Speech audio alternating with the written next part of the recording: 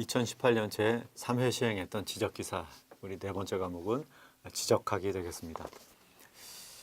첫 번째 문제는 토지조사 사업 당시 소유권 조사에서 사정한 사항은 뭐냐. 그래서 토지조사 사업을 보면 크게 세 가지 사업으로 볼 수가 있죠. 조사 내용으로 소유권 조사가 있고요. 가격 조사, 외모 조사 이렇게 이제 세 가지로 여러분이 기억을 하시면 되겠고요.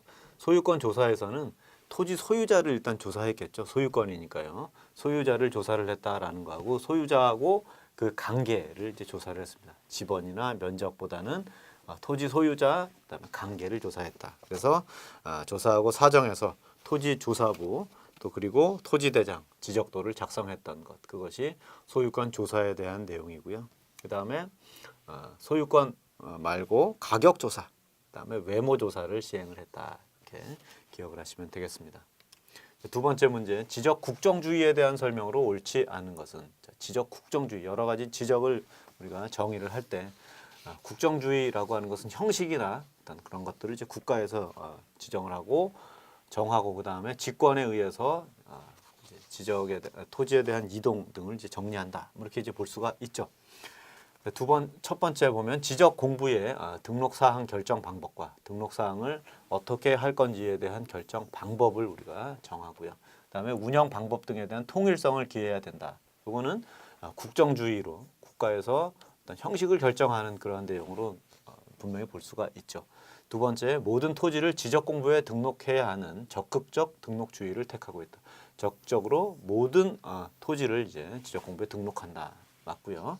세 번째, 토지의 이동 사항이 있을 경우 신청이 없더라도 이를 직권으로 저장하고 또 처리할 수 있다. 그러니까 신청이 없지만 신청이 없다 하더라도 직권에 의해서 이거를 처리한다, 정리한다라고 하는 것, 토지의 이동 사항에 대한 것들을 적극적으로 처리하는 것, 지적 국정주의로 볼 수가 있습니다. 자, 1, 2, 3번은 전부 지적 국정주의로 본다면 네 번째 보면 지적 공부에 등록된 사항을 토지 소유자나 일반 국민에게 신속 정확하게 공개하고 또 정당하게 이용할 수 있도록 만들어준다. 이거는 뭔가요? 지적에 대한 공개주의를 얘기하는 게 되겠죠. 지적에 대한 공개주의를 설명해 주는 내용이 되겠다. 그래서 62번은 4번이 답이 되겠습니다. 63번 토지조사 사업 사정에 불복하는 자는 공간기간 만료 후, 공시기간 만료 후 최대 며칠 이내에 고등토지조사위원회에 재결을 신청해야 되느냐. 이거는 이제 재결 신청하기까지의 기간인데 60일을 얘기하게 되겠죠. 그래서 여러분이 기억하실 거는 임시토지조사국은 지방토지조사위원회에 자문해서 우리 아까 이제 소유권에 관련한 것, 토지 소유자가 누군지, 관계를 어떻게 결정이 되는지를 사정을 하고 또 임시토지조사국장은 사정하는 때에는 30일간 이를 공시합니다. 30일간 공시를 하게 되고 여기에 이제 불복하는 경우잖아요. 사정에 불복하는 경우 공시기간 만료 30일이 지난 다음에 60일 이내에 고등토지조사위원회에 제기해서 재결을 받을 수 있다. 그래서 지금 답은 60일, 답은 3번이 되는 거죠.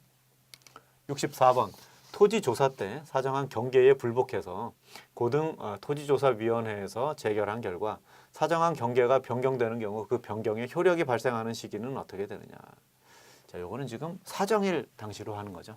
사정을 언제 했느냐에 따라서 재결받을 때 효력 발생일은 사정일로 소급해서 이제 발생을 하게 된다.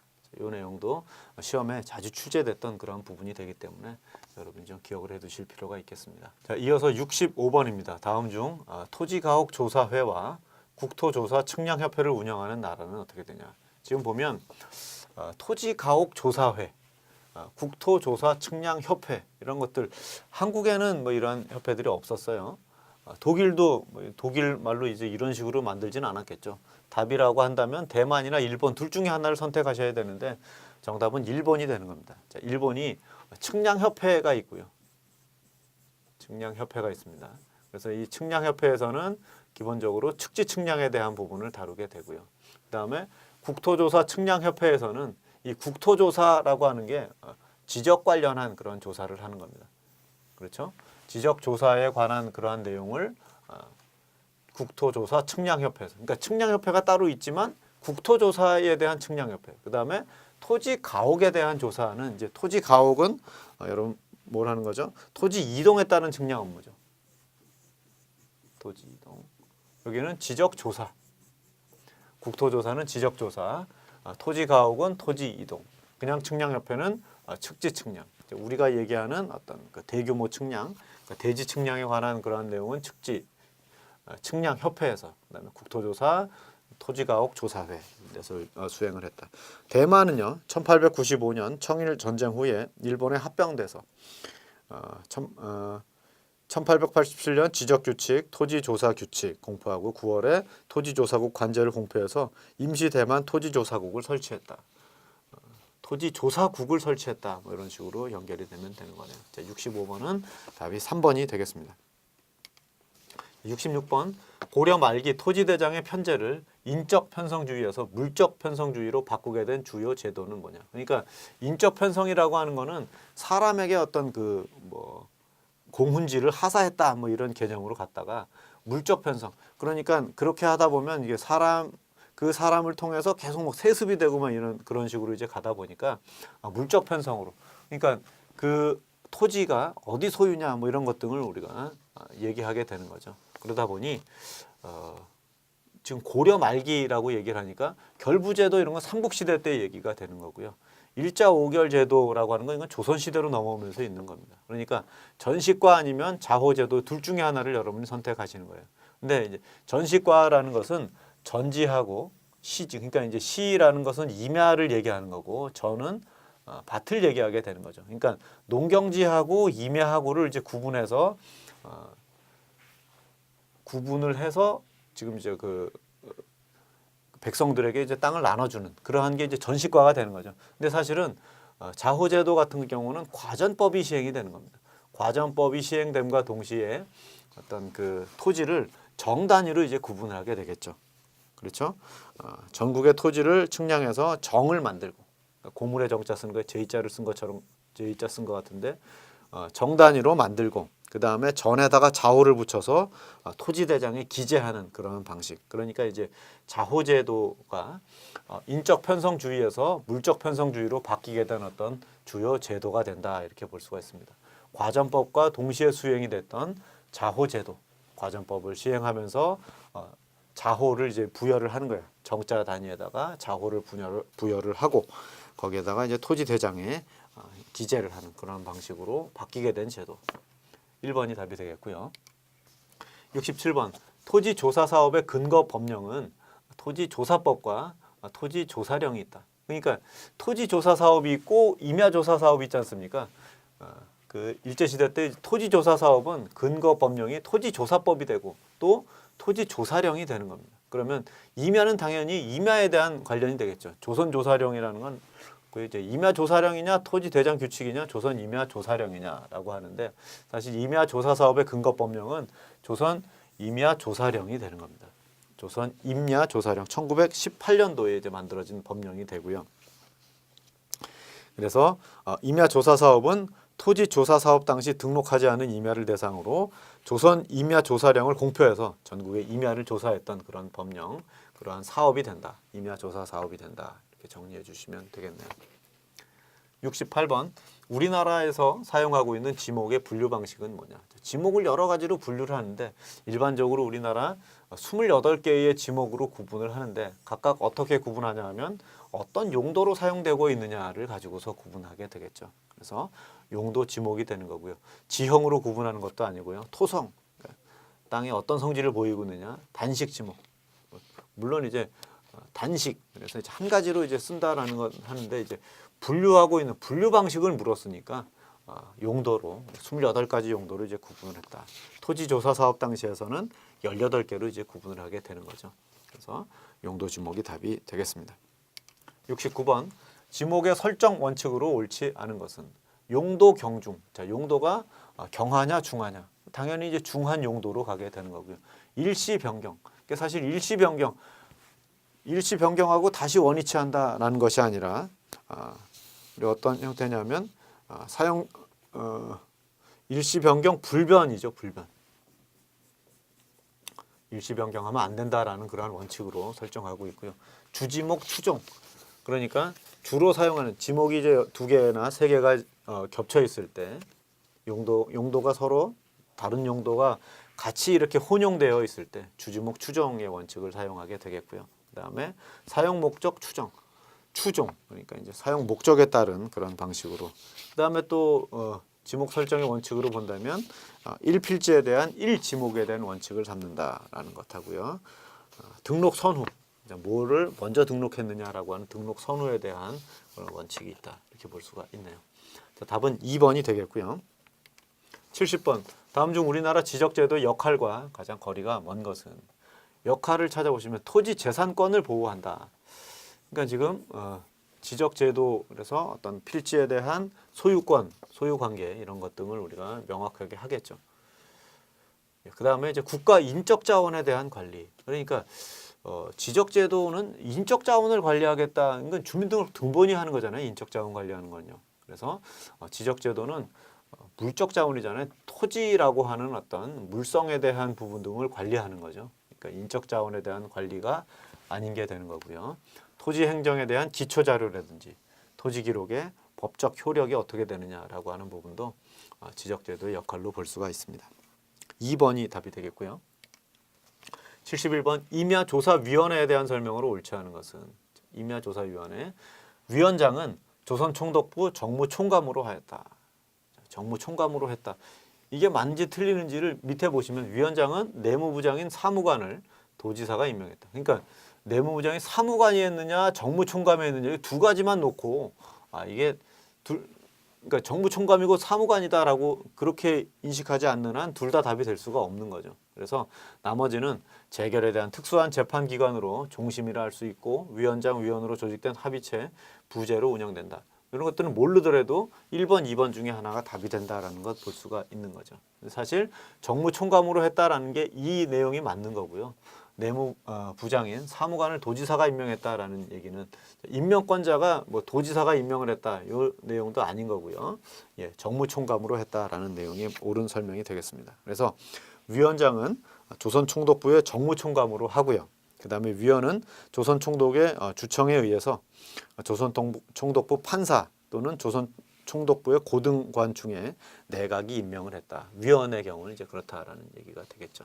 답은 2번이 되겠습니다. 72번 조선시대 토지제도에 대한 설명으로 옳지 않은 것은? 조선시대의 지번 설정 제도는 부번 제도가 없었다. 근데 사실 있었습니다. 없지 않았고요. 부번 제도가 있었습니다.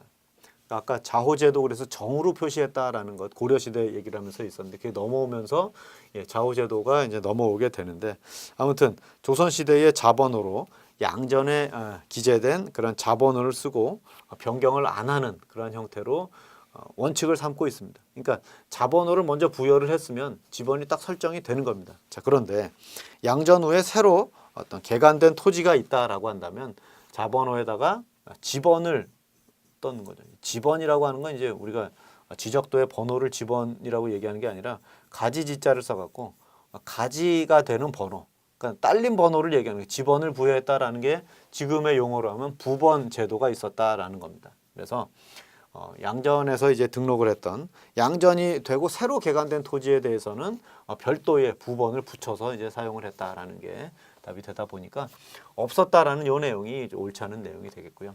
4편은 토지의 위치로 동서남북 경계를 표시한 것.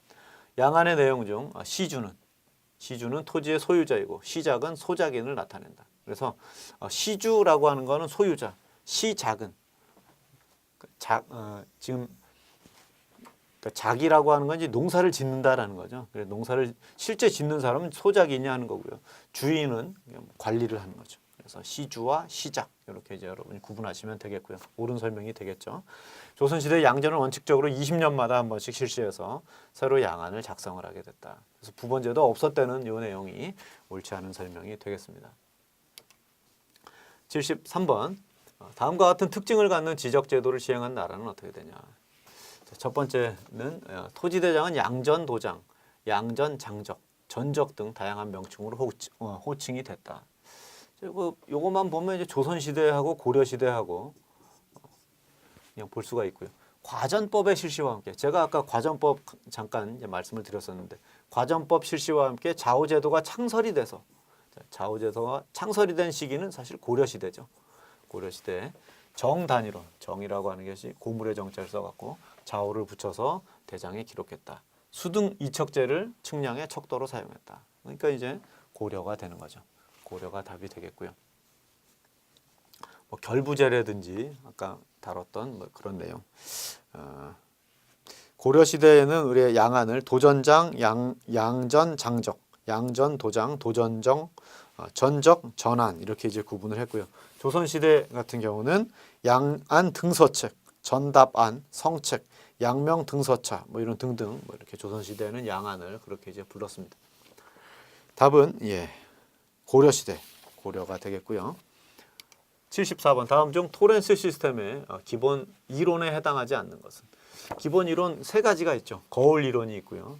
거울 그다음에 보장 이론, 보험 요걸 이제 헷갈리라고 써놓은 거죠. 보험 이론이 있고 그다음에 커튼 이론이 있습니다. 보장성 보험 뭐 이렇게 이제 보장이 말이 될 것 같은데 사실은 요건 헷갈리라고 써놓은 내용이 되겠습니다. 보장 이론이 아니죠. 보험 이론, 뭐 과실이나 이런 게 발생했을 때 토지 등록에 착오가 발생했을 때 그 피해를 보상한다. 그래서 보험의 기능을 갖고 있다라는 건데 이제 보장 이론 그러면 전체적으로 다 보장을 해줘야 되는 건 아니라 그런 어떤 그 과실로 인한 그 착오의 피해 보상에 대한 법률적으로 선의의 제3자와 동등한 입장에서 되어야 된다는 이론을 우리는 보험 이론이다라고 얘기를 하고 있는 것이죠. 75번 구한말 지적제도의 설명과 가장 거리가 먼 것은 그래서 1901년 지계 발행 전담 기구인 지계 아문이 탄생을 했다. 1901년도에 이제 나왔던 건 맞는 얘기가 되겠고요. 두 번째 구한말 내부 관제의 지적이라는 용어가 처음 등장했다. 1895년으로 여러분이 연수도 기억을 해두시면 좋겠고요. 그다음에 양전 사업의 총 본산인 양지아문이 독립관청으로 설치가 됐다. 다 맞는 얘기가 되는데요.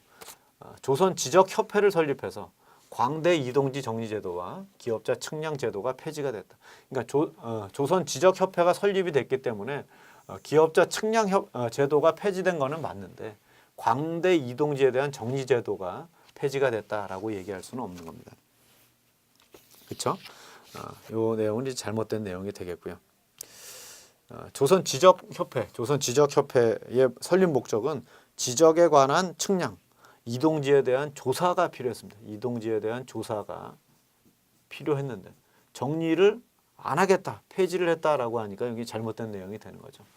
기업자 측량 제도를 폐지했다라는 건 맞고요. 토지에 대한 신고, 신청의 수속 대행, 그러니까 측량 기술자의 양성, 뭐 이런 등등. 뭐 지금 LX에서 하는 그러한 일들을 그 이전에 지적협회에서 수행을 했다라고 볼 수가 있는 거죠. 그래서 거리가 먼 것은 4번이 답이 되겠습니다.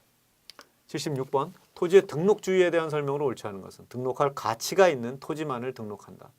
그러니까 가치가 있는 토지만 등록했던 거는 이거 과거에 토지조사 사업 당시에서 했던 내용이 되겠죠. 그래서 지금 현재 토지 등록주의는 전체를 다 해야 되는 거니까 이게 1번이 잘못된 내용이 되겠습니다. 전 국토는 지적공부에 등록되어야 된다. 그러니까 이 두 가지 내용만 딱 비교를 하더라도 등록할 가치가 있는데 그게 등록할 가치가 있는 땅이 우리나라 전 국토가 다 등록할 가치가 있느냐? 물론 이제 가치는 있죠. 가치가 작다 혹은 크다 이렇게 이제 구분할 수 있으면 등록할 가치가 있는 이 문구에서 가치가 있다는 얘기는 재산 가치가 좀 더 나가는 뭐 이런 식으로 우리가 해석을 해야 되는 거죠. 그럼 뭐 아무리 산이라 그래도 평당 어떤 공시지가가 10,000원이다, 50,000원이다 그러면 그게 가치가 없는 겁니까? 가치가 있는 거죠. 근데 등록해야 될 가치가 있는 그런 등록을 하면서 어떤 뭐 품을 들이고 하는 그러한 부분이 재산적으로 가치가 있느냐 없느냐라는 걸 따져야 되기 때문에 어떤 해석하기에 따라서 등록할 가치가 그럼 전혀 없냐 이렇게 이제 얘기를 하는 거죠.